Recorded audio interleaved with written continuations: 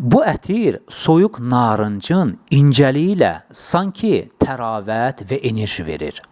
2025-ci ildə satışa çıxarılmış bu ətir həm bəylər, həm xanımlar üçün nəzərdə tutulmuşdur.